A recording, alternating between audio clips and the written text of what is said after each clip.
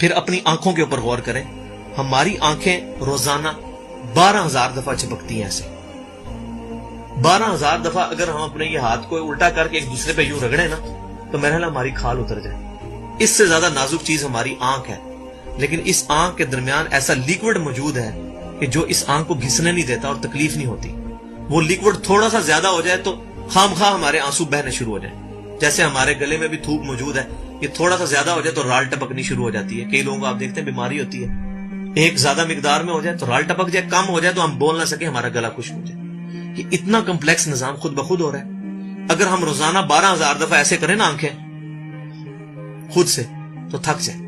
لیکن یہ بلا ارادہ یہ ساری کی ساری چیزیں کسی کنٹرولنگ اتھارٹی نے اس کو ٹائنیسٹ ڈیٹیل تک کنٹرول کیا ہے کہ جو ہمارے اختیار سے باہر خود بخود ہماری آنکھیں چل رہی ہیں.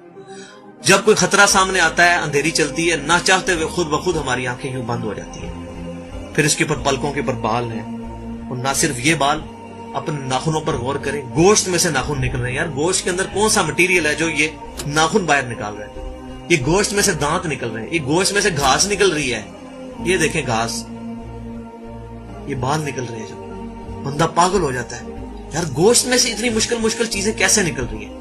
اور ناخن ہمیں کاٹنے پڑتے ہیں لیکن دانت کاٹنے نہیں پڑتے. یہ ایک خاص مقدار پہ جا کے رک جاتے ہیں. یار دانتوں کا کوئی باپ ہے جو ان کو کہہ رہا ہے کہ اس کے بعد تم نے نہیں بڑھنا؟